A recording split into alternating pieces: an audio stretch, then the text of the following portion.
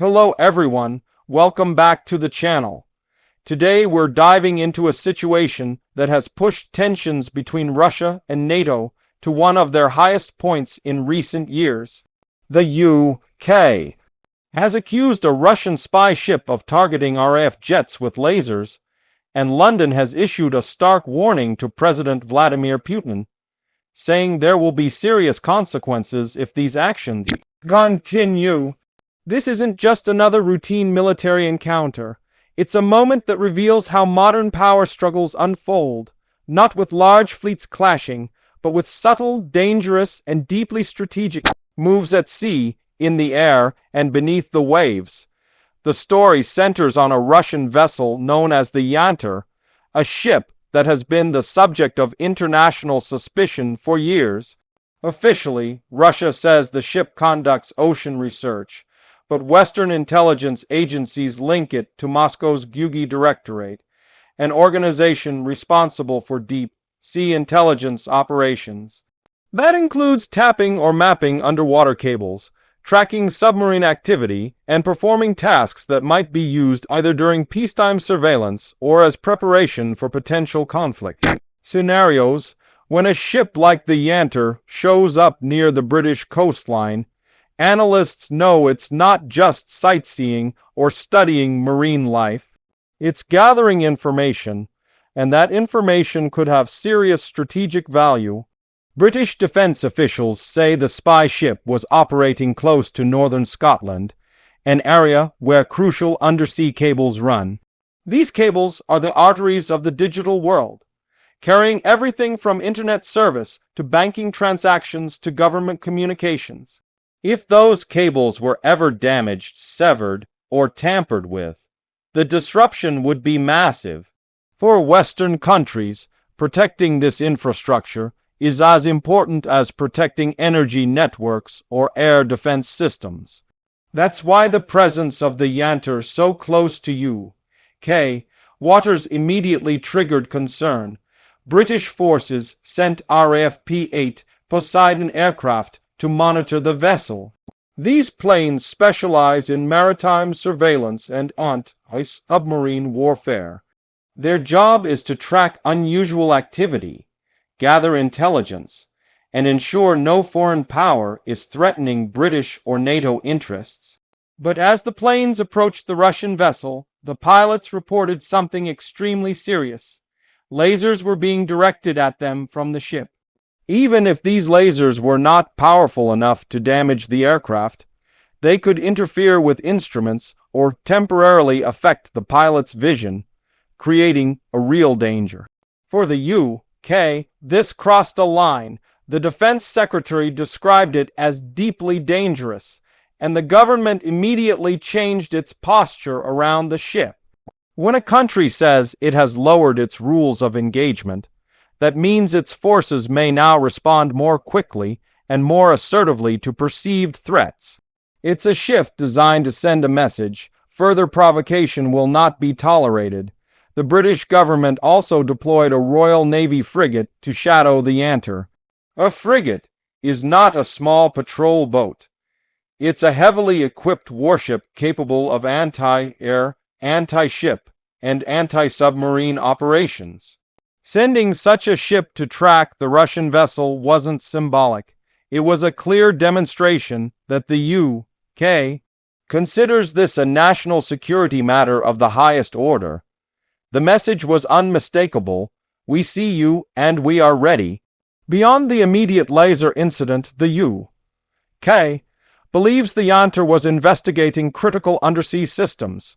NATO has been increasingly worried about the vulnerability of these cables. While they are armored and difficult to destroy accidentally, a nation with specialized deep sea equipment could theoretically target them during a conflict to disrupt communications. Modern warfare doesn't always begin with missiles. It can begin with cutting a cable no one can see.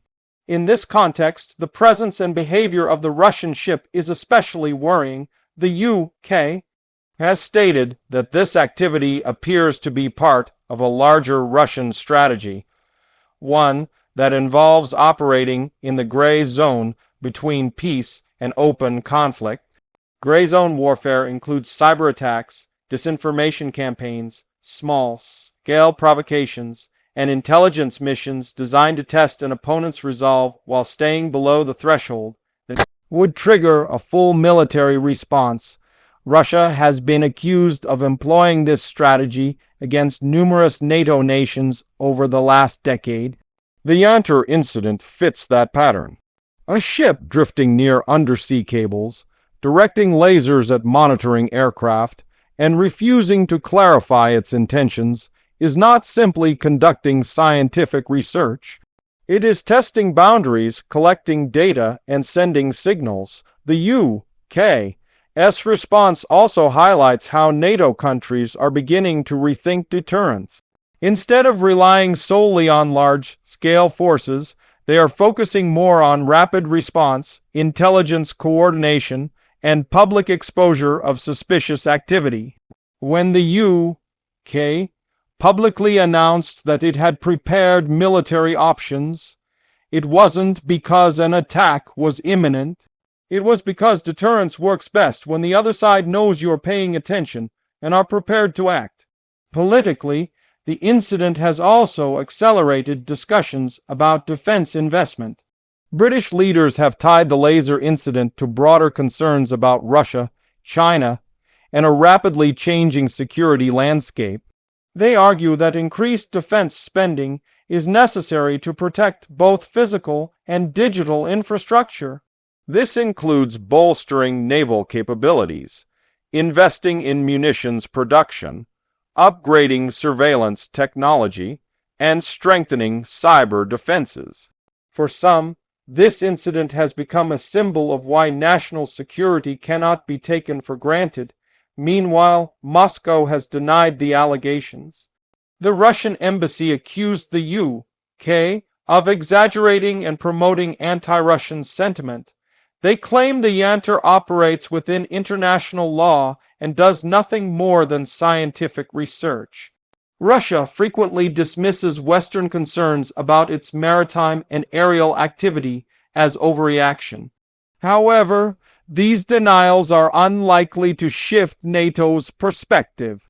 The pattern of Russian behavior, from aircraft flying without transponders near NATO airspace, to submarines lurking near critical infrastructure, to cyber operations targeting governments, tells its own story. What makes this situation especially concerning is how easily it could escalate. A laser strike might seem minor, but what if it had blinded a pilot during a critical moment? What if a surveillance plane came dangerously close to the ship while trying to avoid further lasers? What if a British frigate interpreted a sudden maneuver as hostile? When nations operate in tight spaces with heightened tensions, misunderstandings can turn into confrontations quickly. And this isn't happening in isolation. NATO as a whole is on alert.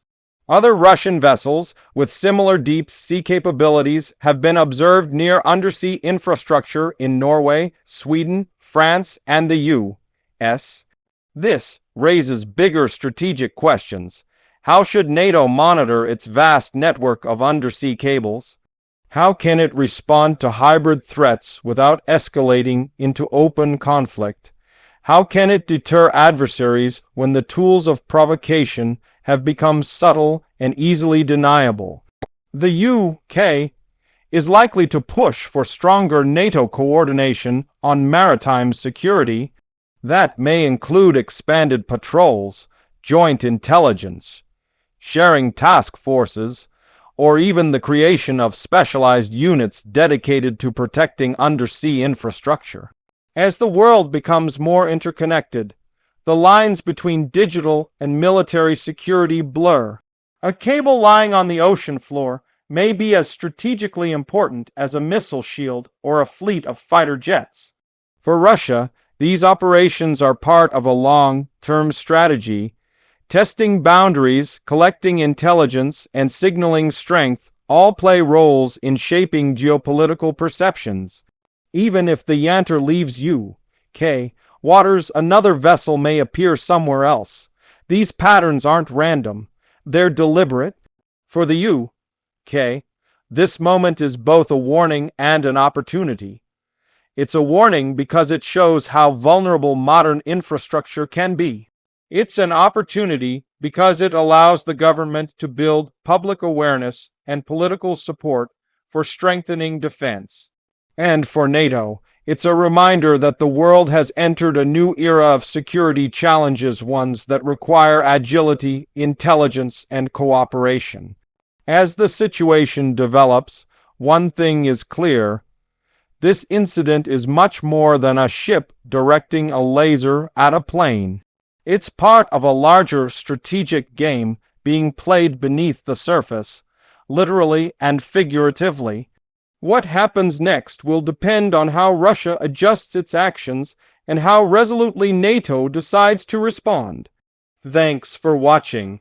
If you found this breakdown helpful, don't forget to comment your thoughts on whether this is a sign of something bigger coming, and what you think NATO should do to protect its critical infrastructure. Make sure to like and subscribe for more updates, and I'll see you in the next video.